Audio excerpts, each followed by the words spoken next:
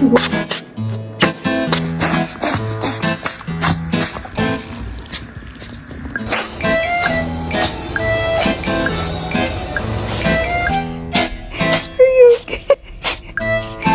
you okay? This is my neighbor's cat, Gatsby, and he has allergies.